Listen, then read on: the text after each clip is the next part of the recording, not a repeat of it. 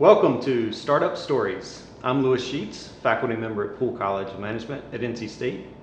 And today, our first episode with Jared Plummer with Two Roosters. We're really excited to kick this off and learn more about ice cream, entrepreneurship, and all things good. So Jared, can we start with, just give us a little background of you pre-ice cream. So pre-ice cream, I went to NC State. I applied to one college going into school, and that was NC State. I thought I wanted to do engineering, but the academic work said otherwise, and took an intro to business class and matriculated through the business school. Ended up graduating with 2 undergrad degrees in business and accounting, and then stayed on for another year to get my master's of accounting, and was a practicing CPA for 8 years before ice cream found me, as it were. And so yeah, I love my time as a CPA. Still, I still count beans, but this is now vanilla beans. So yeah, I love my education at NC State. That's cool. I also started engineering and took thermodynamics and realized that was not a good path. So accounting is typically not the path for entrepreneurship most of the time. Why ice cream? How did you get to where you are now? Yeah, I think it really goes back to my childhood. I think there was a streak in me that wanted to do something independent, sort of entrepreneurial, as it were. So I remember hustling Airhead candy in middle school. I would go to Costco and buy the big bulk packs and then resell them. And so throughout my sort of early childhood, I would do various things like that. And so I've always just enjoyed that part. And I think that doing accounting in school, going from engineering into the business school and then eventually accounting, I think accounting gave me a path. And it was at a time of my life where I really didn't know what I wanted to do. So I think that's why accounting was really beneficial for me, because it gave me sort of the coursework and an off-ramp into my professional life, where undergrad, master's, professional license like a CPA, and then figuring it out from there. So I think that doing that sort of set, sort of the trajectory of wanting to do something in business, but not necessarily knowing what I wanted to do or what kind of business I wanted to do. And I always think of accounting, I know it's not your traditional, I'm studying entrepreneurship to start a business specifically, but studying accounting is sort of like studying a foreign language. Mm-hmm.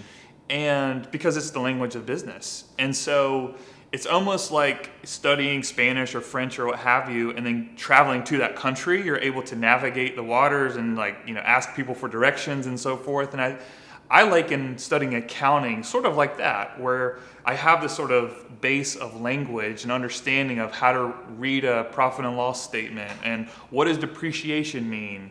And so to be able to take that sort of base knowledge into a business, whether it be accounting or whether it be ice cream or what have you, I think it provides an incredible layer of foundation to work with. Cool. That's interesting to hear. Like, this structure gave you, a foundation to then build upon.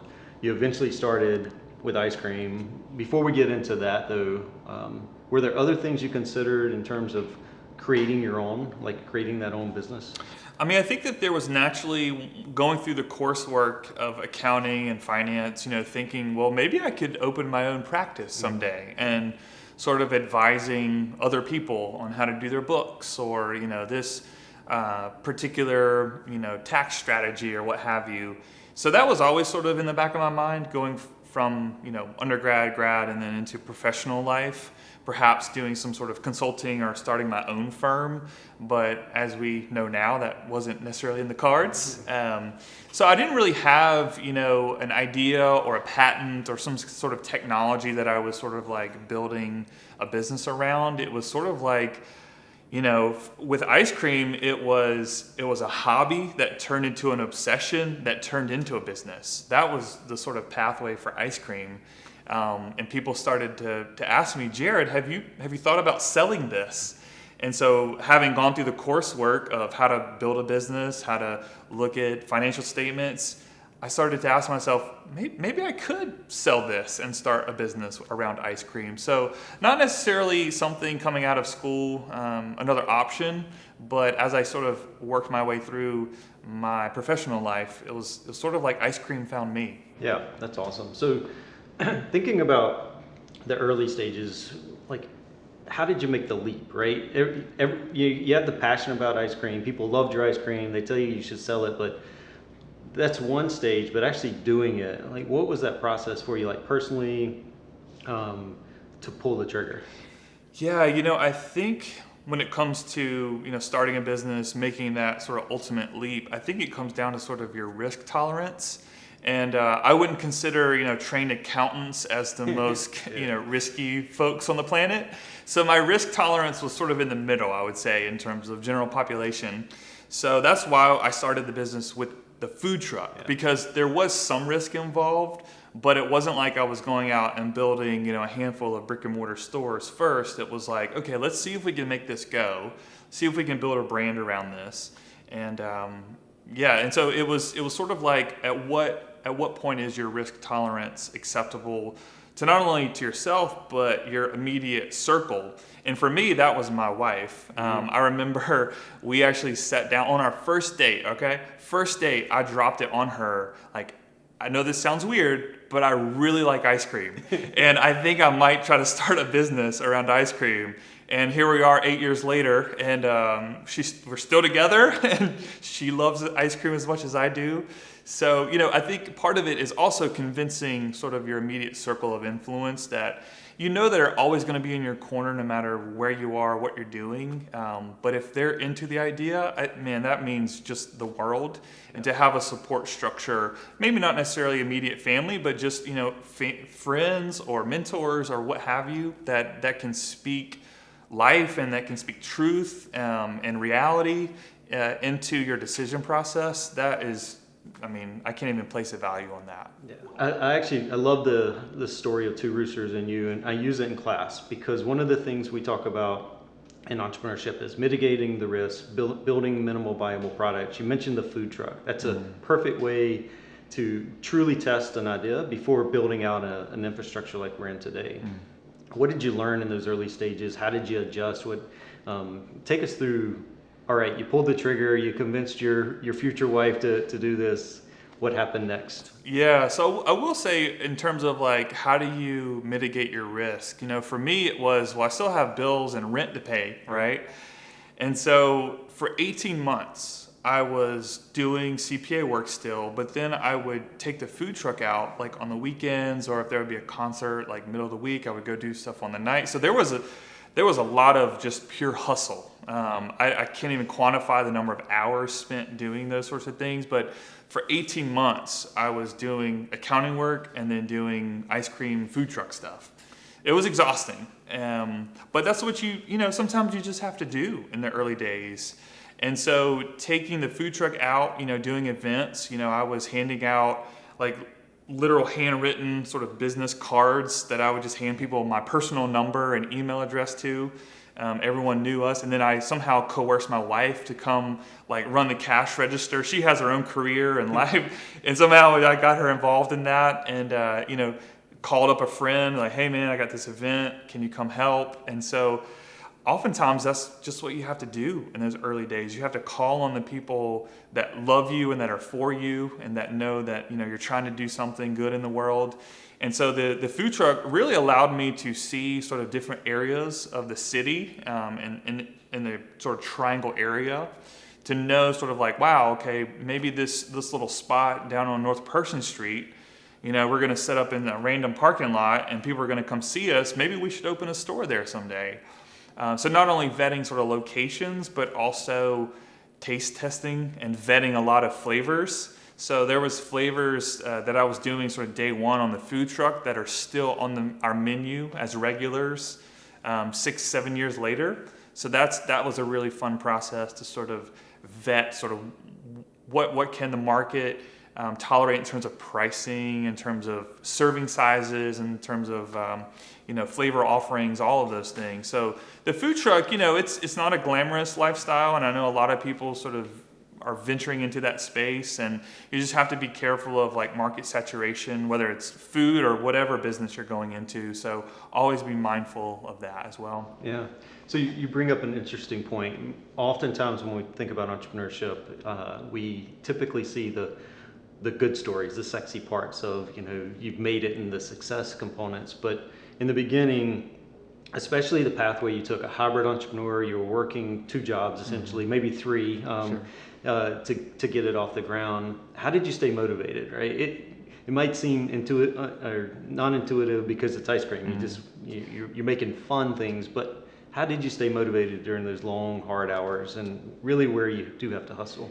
Yeah, I think it sort of starts with a dream and a vision, and I think for any would-be entrepreneur to try to articulate that on a paper, I would spend hours at local coffee shops just trying to articulate the why. Like, why would I do this? Like, why would I go from accounting to making ice cream? I mean, to me, there's not many opposite things, right? Like, they're very different. So articulating the why, like, why do we exist? Why do I want to do this?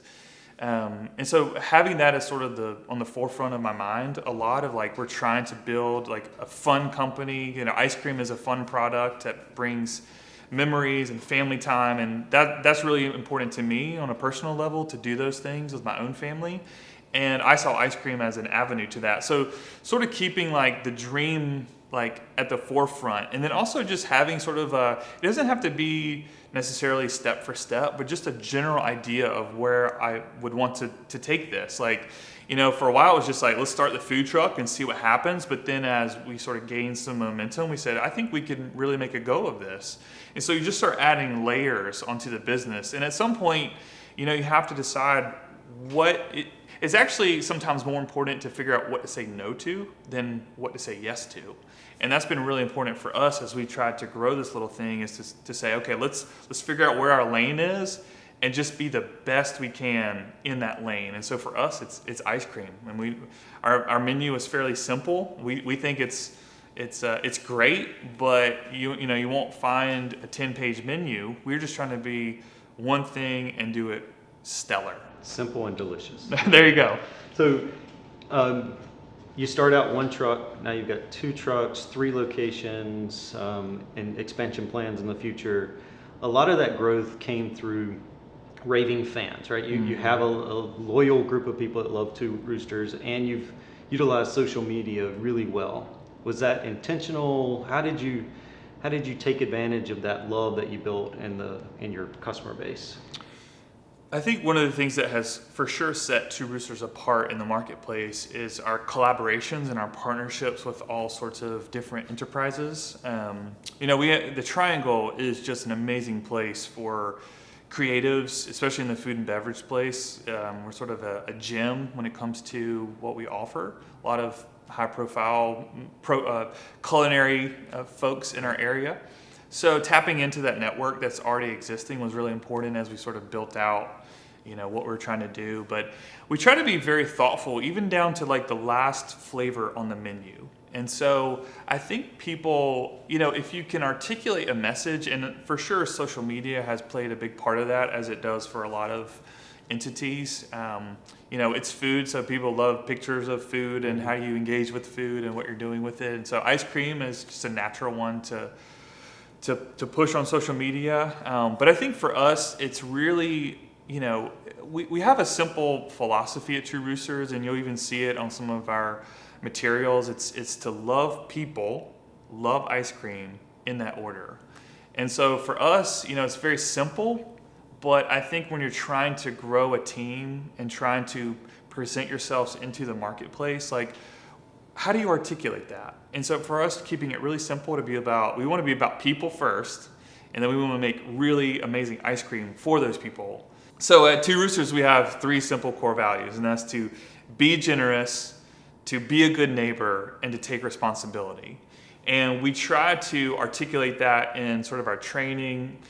We articulate it in our everyday messaging with our team, and so we take those sort of simple ideas and we try to say, how does that translate inside a business? How does that translate inside, when I say be a good neighbor and we open a shop in a neighborhood, how do we seek to be a good neighbor inside that neighborhood where we're located. So, and I think as any entrepreneur would, try to articulate a business idea, focusing on those core things and how that's going to play out in the marketplace, it's for sure the best thing that I've ever tried to do on a personal level, but also as a business, because if you articulate that message well to not only your staff, but to people outside of Two Roosters, all your constituents, people are into that sort of thing. And that's how I think we've been able to sustain, our long list of applications whenever we put that out there, the customer feedback that we get for their experiences within Two Roosters. It's all a cohesive sort of brand, if you will. And so it's really important to articulate those messages well. I think, as a customer, I believe you guys do a really good job of being authentic and then living to the authenticity, and that translates to your marketing too. Sure. So that's great. So we can't ignore COVID. Hopefully we're on the end of it. We're coming out of that. A lot of businesses hopefully learned a lot in the last year and a half. What were some of the things that you took away from trying to run a business during a pandemic? One thing I learned during COVID was that beer, pizza, and ice cream are total comfort foods. Yeah. It is sort of like the three-headed monster when it comes to what do we do on a Friday night? Yeah. We go eat pizza, drink beer, or eat ice cream. And so we're all three. We're all three at the same time. And so I think that was for sure, sort of an affirmation that I knew sort of anecdotally, like when I started the business and was sort of trying to put my idea on paper, I'd been told that, ice cream and those sorts of concepts like beer and pizza, sort of those higher margin items, tend to be, quote, recession proof. Now, I know a lot of those enterprises that don't last very long because of various reasons, but COVID affirmed sort of, we try to put our best selves into the market, we put our best flavors into the market, and, people recognize those things. And so, it changed a lot, not being able to welcome people inside the stores for amount of time, like that was really challenging because it's sort of the antithesis of hospitality. Mm-hmm. So pushing everyone to the door and sort of becoming this sort of quick service model, doing away with samples, that was really challenging for a lot of customers. But we learned a little, to sort of adapt. So we introduced curbside service for the first time, and we probably would have never even considered doing that pre-pandemic. So there was a lot of those things that translated into some opportunities for us as a business. And then that gives us an opportunity also to speak to our customers, because that's the really interesting thing about ice cream is that it's applicable for all days, because people want to come have ice cream for a whole host of reasons. Whether it's I'm having the best day of my life and I want to celebrate that day with ice cream, or I've had the toughest day that I've ever had, and ice cream brings me a little bit of comfort. And so to be able to use that whole spectrum of human emotion, as a business owner with my product, to be able to speak into all of that during a time when we were all just trying to figure it out, it was really kind of a special, in a weird way, it was a special opportunity for us to love our communities even more. So, yeah. Let me switch and ask you a couple of questions that will relate to some of our students and back into the classrooms setting. So in our program, we really focus on developing entrepreneurial mindsets, and that doesn't necessarily mean launching new companies. It happens. We have some great success stories of students that do that, but most of our students are going to go work for someone else.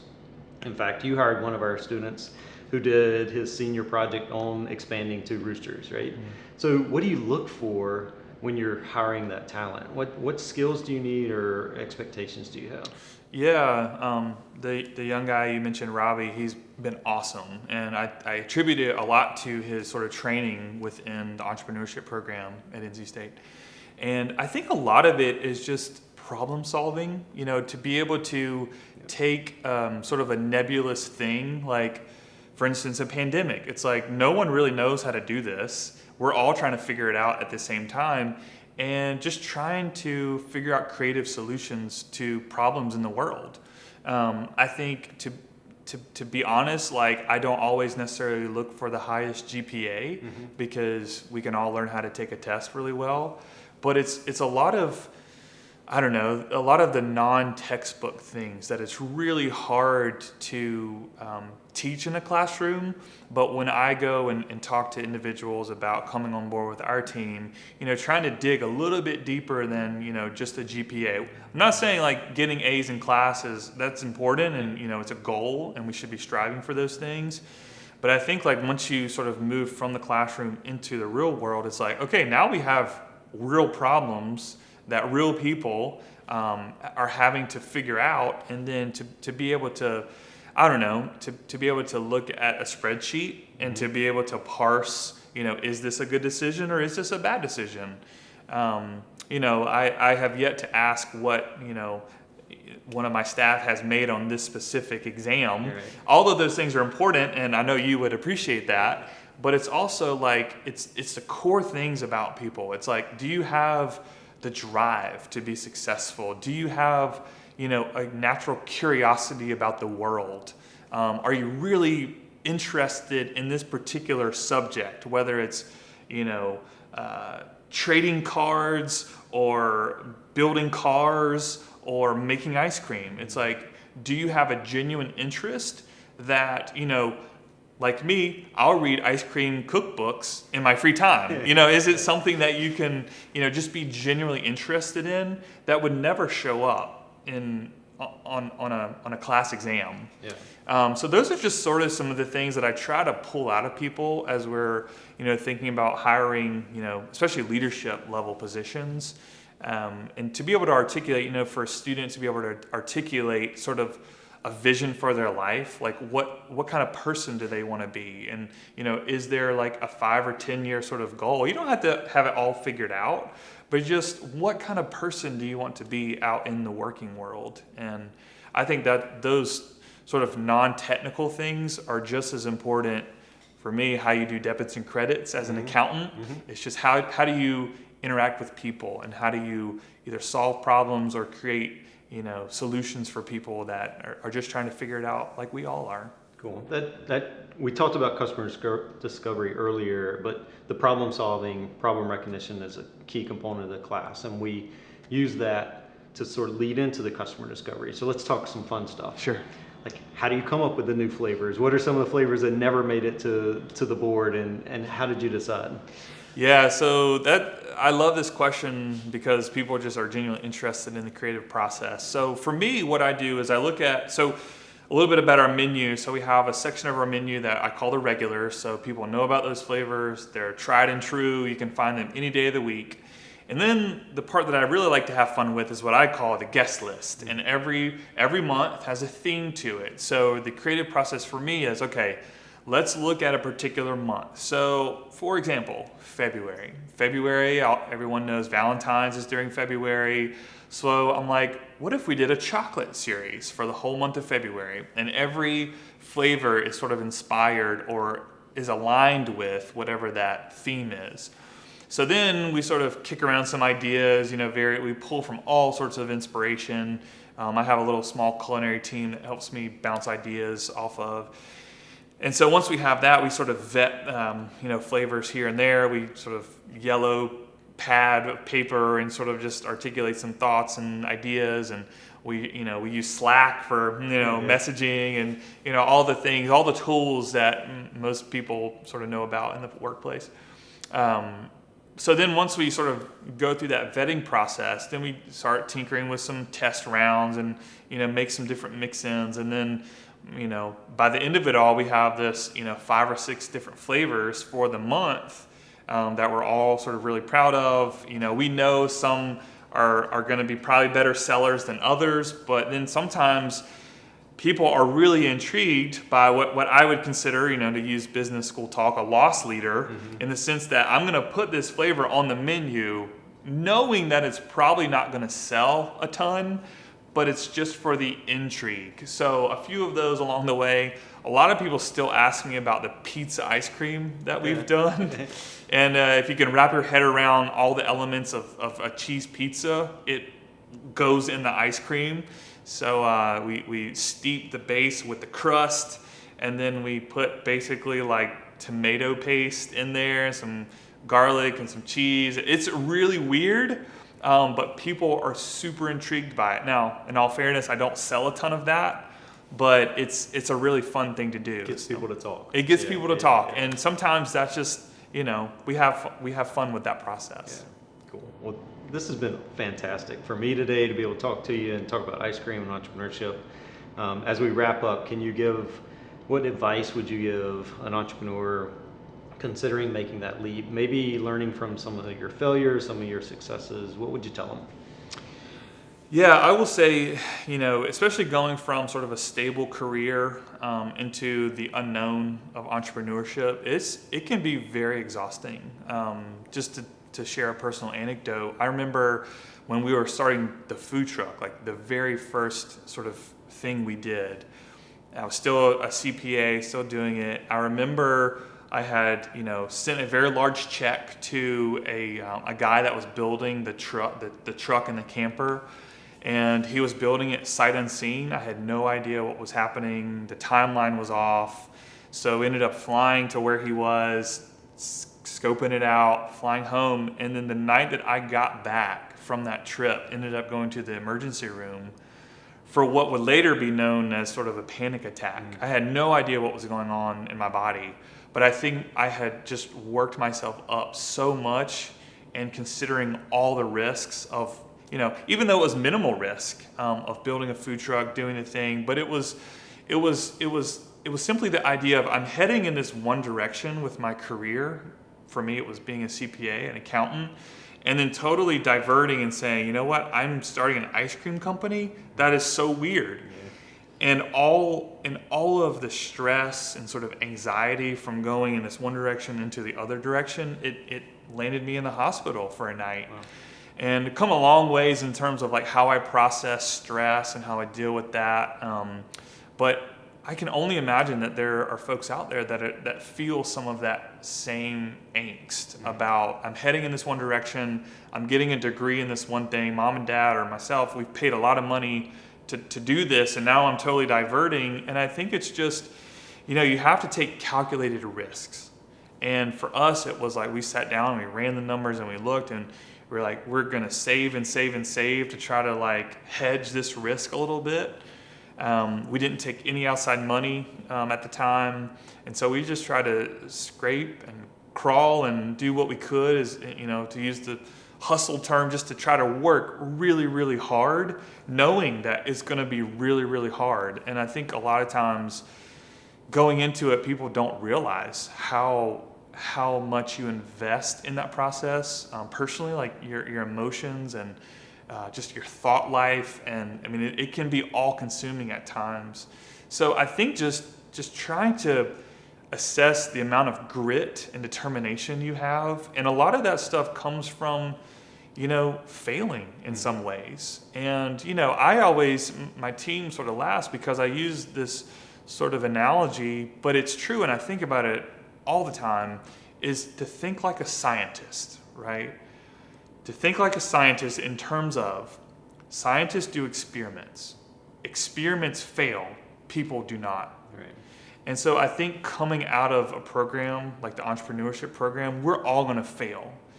But just having the reality that this is an experiment that I'm going to do. And if it fails, I'm not a failure as a human being. I'm not a failure as a husband, as a father, as a grandson, all the things that we define ourselves as. It's like, no, I'm going to try this in the world. It's a concept. It's a business concept that I'm going to try to pursue. And you know what? If it doesn't work, I'm going to go right back to the drawing board and figure it out. And I say again, my team will joke is I hound them 5 words to live by. This is what we live by at Two Roosters. We will figure it out. That's awesome. And that's how my life philosophy is. If something doesn't work, we're going to figure it out. If we have a problem or a conflict, we're going to figure it out. So I think that that's really important as folks seek to do something worthwhile in the world. Yeah, that's a great way to finish it. I think it ties back to our NC State roots, both of us NC State grads, and that roll up your sleeves, get stuff done. Mhm. It's in our DNA, and that bodes well for entrepreneurship and ice cream. All right. Thanks, Jared. It's been fantastic. Absolutely. Appreciate it.